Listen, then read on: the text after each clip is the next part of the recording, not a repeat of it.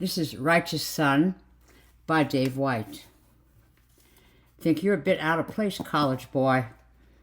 The barkeep put a dirty glass of beer in front of me.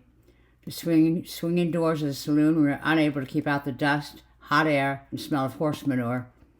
The second time today I felt alone, distant. These sensations weren't evident at home. "How'd you know I was a college boy?" I asked. "You got that smug-ass look. You know, like you better than this town." He ran his hand along the stubble at his chin. "Where you from, anyway?" "New Jersey." I took a sip of the beer. It tasted like gravel. "No, how smart are you, college boy? What college?" "Rutgers College." "Never heard of it." "What are you doing so far from home?" I finished the beer, surprised I didn't have to chew the last gulp. I was in the middle of nowhere, drinking beer that was awful. This wasn't how my life was supposed to go. It wasn't supposed to be in Texas or California or Oklahoma or wherever I was. All I wanted was to get this over with and go back home. "I'm looking for somebody."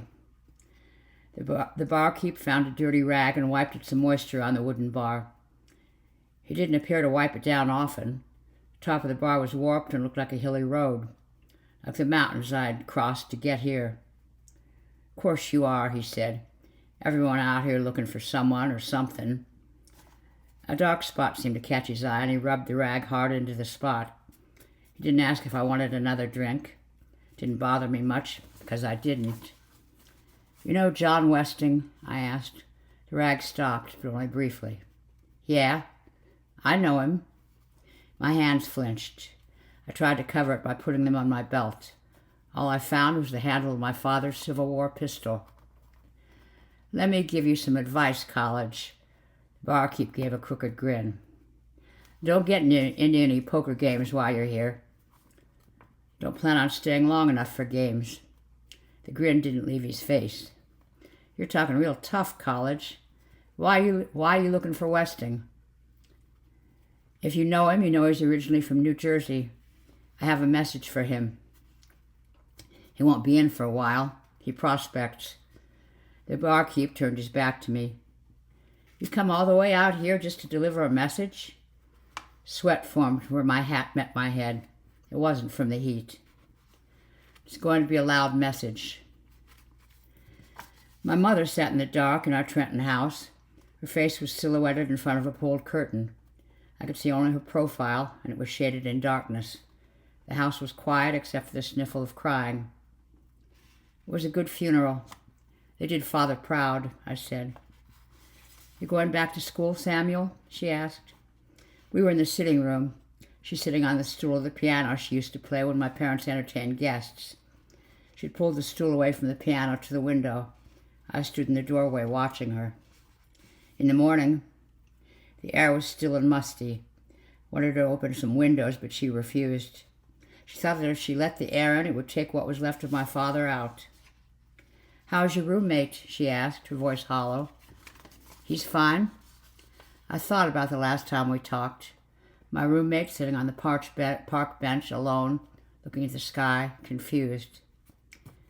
"Will he be coming here in the summer again?" I didn't say anything. "He's a good boy. It's a shame he has no one. You can't always watch out for him, however. He's like a brother to me." She shuddered at the words. "Your father wanted you to have something," she said, as if she hadn't heard me. "He told me on his deathbed."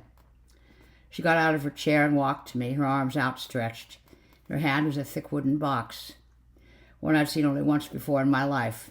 She placed it in my hands. She tried to smile, but her eyes misled her face. There were dark circles beneath them, garnished with tears. I opened the lid and looked at the metal inside. "It's your father's gun," my mother said, "from the war." I closed the lid. I was very young when the war raged. I could remember bits of my father before he went to fight. Bright man, always quick with a smile. I remember more clearly after the war, the light of the smile no longer gracing his face. The gun returned with me to Rutgers the next day. The barkeep nodded toward the door as a group of prospectors came in. "The one with the beard," he grunted. I turned on my stool. There were 3 men with dirt caked on their clothes and their faces. They were loud, swearing and laughing and yelling until one finally said, "Hey, Red, 3 whiskeys and 6 beers." The barkeep fished out glasses from behind the bar. "How'd you do out there, boys?" Red said. The one with the long gray beard said, "Same as always. A little bit, but nothing major. It'll come." He glanced at me. "Big crowd in here today, Red. Who's the new blood?" "This is," Red looked at me. "Samuel Dunn," I said, rising from my bar stool. "Your accent sounds like mine." A grin appeared beneath his dusty gray beard. "New Jersey?" "Yes, sir." "John Westing," he said, and we shook hands. "What's a New Jersey boy doing way out west?" "Too hot to be out here for laughs. You're too young to be here prospecting. We got all the gold anyway." His cracked, dry face shuddered as he chuckled. "Looking for you, sir," I said, not joining his laughter. He took his hat off and placed it on the table his friends were sitting at, dusted off the shoulder of his jacket. "Me? Where are you coming from? Why would you come out all this way to see me?" "I'm coming from New Brunswick, sir." I let it sink in, let the realization rise through his body until I saw it in his eyes. "Bartholomew lives in New Brunswick. Goes to college there." I nodded. "I'm Bartholomew's roommate." "My son's roommate." He appeared to be thinking it over. "Well, why don't you join us for a drink and a game of cards?" The box rested on my desk. I sat on my bed polishing my shoes. Across from me, Bartholomew Westing sorted through some envelopes he'd just taken in the mail. "What are you doing this evening?" he asked. These moments were always difficult. Bartholomew rarely had plans, and he usually counted on me to make up for that. "I can't tell you," I said. Our room was bare, the walls a soft white color, the floor uncovered. We kept the room simple, temporary. A reminder to us that college leads us to a larger goal. It was not a place for us to stay. "You can't tell me?" Bartholomew smiled. He shifted his frail body toward me to hear me. Looked like he'd just woken up and hadn't eaten in a week. Since I'd been away, it was possible both were true. I got up, looked into the hallway, then closed the door to our room. "I saw Harriet near Kirkpatrick Chapel this morning." "Damn you." "What?" "You are lucky and you don't even know it. Every woman you meet falls for you. You have it so easy. I meet a woman and she wants me to help her study." I shrugged. Bartholomew's tired eyes were still scanning the addresses on the envelopes. "So, you will be with her then? I was hoping we could go to the pub." "Not tonight." "Why not? You're always with Harriet." "Let me see her tonight. We can go to the pub any time." "No, we can't. You have no idea what the world has been dealing me lately. We need to talk. We need to drink. It's time to have fun like the old days. Harriet will still be around for you." The frustration in his voice prickled my skin. I didn't answer. "We used to be like brothers, Samuel." He held an envelope under the light of a candle. "We still are," I said. "A woman is dividing us. I'm alone and you don't care. Soon I'll lose you as well," he said. "My own brother." Again I didn't answer, this time because I noticed the color drain from his face. His shoulders slumped as well. "Are you going to be all right? This is about more than you and me, it seems," I said. "Go, be with Harriet. I just received a letter from my father," he said. "I prefer to read it alone." 4 of us sat around the table, beers in one hand, cards in the other. As John Westing got more and more drunk, the more he talked, the more he rambled. He seemed to consider me his best friend. I never played cards before, and Red was right. I shouldn't have. The little money I had was draining away before me. "My son, the college graduate," Westing was saying. "Never fit him. It'll never fit him. It's not in his blood." I folded my hand and took a sip of beer to keep from breaking the man's neck. "You see, Sam, the thing my son never realized is you can't get away from who you are. Violence is in our family. It's passed down from generation to generation. He thought by going to school he could become his own man." He drank an entire glass of beer in one gulp. After the 3rd beer, I had to admit, the taste improved. Red brought us all another round. Though it had been dark now for hours, I could still feel the heat of the still air on my skin. The The temperature didn't seem to cool out here, only settled. I tried to watch the others play cards. Weston kept talking. I've killed men, Sam. I didn't like it, but I've done it. My father killed men. Runs in the blood. I came out here hoping to get rich, but I knew at some point I would have to kill again. I wrote my son a letter telling him just that. I told him there would come a point where he'd have to kill too, but he wouldn't listen. He's never listened to that. He tries to run from his past. He attends one of the first colleges created in this fine nation. If we go to war, he will not go. There will come a time when he has to make a choice. He'll have to kill someone. The next hand was dealt. I got 3 queens, a deuce, and an 8. I bet. The rest immediately folded. We played a few more hands, and soon I was out of money. Red laughed at me, reminding me how he warned me to stay away from the cards. I didn't speak to him. John Westing had his arm around me now, was talking into my ear, spittle flying from his lips. So you've come all this way, he said. Must have taken you weeks by wagon. Why are you here? This was the moment. My hand shook, my throat closed, but I got the words out. I'm here to kill you. The words came from my mouth, but they felt as if someone else had spoken them. Westing laughed. The other card players laughed too. Finally, composing himself, he sucked down his beer and said, Why would you want to do that? I put my hand around the grip of my gun and said, Your son is dead, and it's your fault. On most occasions, I didn't like taking Harriet to my room, but after we'd had a few drinks at dinner, it didn't seem to matter. We climbed the steps, arm in arm. She stopped to giggle, me stopping to nuzzle her neck. Outside my door, I pressed her against the wall, kissing her deeply. Her scent surrounded me, smell of powder on her skin. Her hands ran through my hair, and she groaned softly. I opened the door, and Harriet pulled away from me, stepping over the threshold. She turned into the room, froze, and screamed. I came in behind her, only to see my roommate, noose around his neck, hanging from the ceiling. John Westing drank another beer, confident that I wasn't going to shoot him. He even asked his drinking buddies to leave. They listened. The dirt on his face was now hardened, and some of it rolled off as he spoke. My son committed suicide? I always knew he was weak. Sir, with all due respect, your son was stronger than you'll ever be. He balled his fists and ground them into the tabletop. You have no idea what it means to be a Westing. Bartholomew was an embarrassment to me. His mother, God rest her soul, thought the same thing. His eyes were glazed over from the alcohol. He couldn't sit in his chair without having to catch his balance on the table. Now was my chance. I reached to my belt and began to pull out the revolver. Why don't you just put that on the table, okay, Sam? Where we both can see it? For some reason, the strength in his voice stopped me. His demeanor hadn't changed, but there was darkness in his voice. Something I couldn't put my finger on, but it scared me.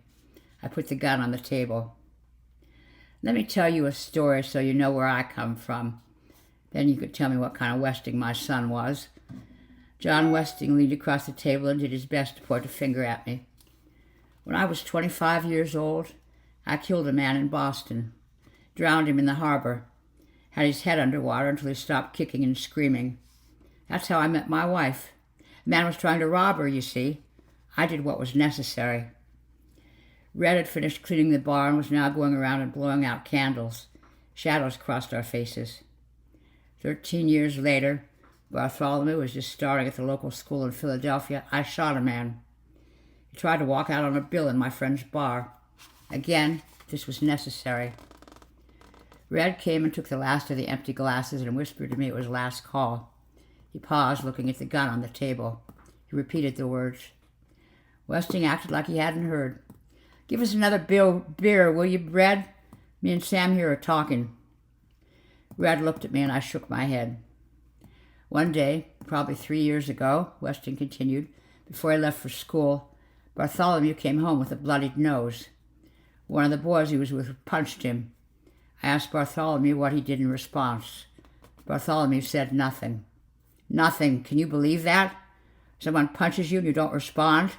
He wasn't my son. It's not what I brought him up to be. And when he did, he spoiled our family's name. I had to find the boy who punched Bartholomew. I went out, found him and his father together. A smile crossed Westing's face. They won't bother anyone anymore. They won't hurt my family or my son. You left town after that, didn't you? I asked. Westing nodded. But you kept in touch with your son, with your wife. You wrote them letters. Westing nodded. I wrote Evelyn a letter every day until she passed. I wrote Bartholomew a letter when I thought he needed one. Maybe he'd read one and wake up. Your son is dead. Westing didn't smile, but he didn't appear sad either. You said that earlier. Why don't you tell me what happened? The doctor came first. He needed help getting Bartholomew down. Harriet needed to be pried from my arms so I could help. He was shorter than me, but as we pulled him down, he seemed the size of a child. We cut the noose and laid Bartholomew on his bed. His face was blue. His eyes bulged in their sockets. His mouth was twisted in what could only be described as horror. I tried shutting my eyes to block out the image, but it wasn't possible. I could already sense Bartholomew Westing's face creeping into the recesses of my brain, planning to haunt my dreams. As the doctor looked over the body, I let Harriet weep against my shoulder. After a while, I told the doctor I was going to walk her home. He agreed and said he and the police would be here when I got back. Before I left, I took the wooden box from my desk and the open letter that rested on Bartholomew's desk. Harriet and I walked across the city, our silhouettes cast in gaslight. We didn't speak. The drinks we'd had earlier had worn off, as had the mood. Around us, people laughed and enjoyed the evening. After I dropped her off, found the closest street lamp and leaned against it. I unfolded the letter. Dear Bartholomew, I'm writing you again to plead for you to realize what you've done to your family. You have broken us apart. Your mother is dead. She died shamed. You cannot defend your family name. And now you've done what? You pay too close attention to girls you cannot expect to know intimately. You say you go to school to learn, to be a man. You are not a man. This is the last correspondence you will receive from me. As of today, you are no longer my son. Signed, John Westing. The letter also contained a return address on it. I folded the letter and placed it in my jacket pocket. I took my father's gun from the box and secured it in my belt. I thought about what my mother said a day earlier, that I couldn't always be there. I should have been. If I had stayed home that night, I would have stopped him. I couldn't always look out for him. But there I could make it up to him. I set off for Westing's town the next morning. We left the saloon, Westing stumbling ahead of me. After I told him the story, he showed no remorse, no sadness. His anger scared me. I had traveled a long way. I would not be deterred. A few horses tied to posts muttered at us as we passed. I noted the stars glittering in the sky, stars I'd gotten to know well during my journey to this forsaken town. Being in the open, things that were familiar to me on my trip were familiar now. The sky, the smell of the air, the heft of the gun returned to my hip, the image of Bartholomew Westing's twisted face. I stopped walking in the middle of the road. I stood next to a closed hardware store. The sign in the window advertised to prospectors. All their gold-digging needs could be found in that store. It was like this back home. Even at night, restaurants bustled. People were in the streets, living. The gas lights glittered off expensive buildings. Candles flickered in the windows of houses where families enjoyed their time together. For 6 weeks, I'd abandoned that comfort. I rode a horse in darkness. Now I stood among rickety buildings on weak foundations. Nothing moved, no one laughed. This town was dark and silent, dead. Westing must have noticed his feet were the only ones crunching gravel. He stopped and slowly turned towards me. I took out my gun. John Westing eyed me, his hands at his sides. He stood a good 20 feet from me. I don't know what you've read about how things occur out here, but you're wrong. There are no draws, no duels. I'm not going to do that. And even if I were, you know I'd win. I should shoot you right now. He laughed and spat on the ground. But I won't. Why not? I've killed people, but everyone deserved it. You don't. You're trying to avenge a friend. I can understand that. You really think I'd come out all this way and not kill you? I didn't want to say those words. There was too much of a chance they were true. Do you even know how to fire a gun? You're a college boy, probably like your father before you. You're following your path. My son didn't follow mine. He deserved what he got. He deserved it for what he did to my name. Where'd you get that gun? I pulled the hammer back. It was my father's, I said, from the war. Westing paused and his eyes widened. He knew then that I would pull the trigger. So did I. Don't, he muttered. There was no conviction behind it. I imagined my father, a smile on his face as he lifted me out of my cradle. I pictured my father returning from the war, his hair gray, his eyes sad. I wondered what he did in those years, what he'd seen. I wondered what lay ahead for me, what path I was setting for my children. Then I remembered Bartholomew Westing would have no children, would never set a path for them. I squeezed the trigger.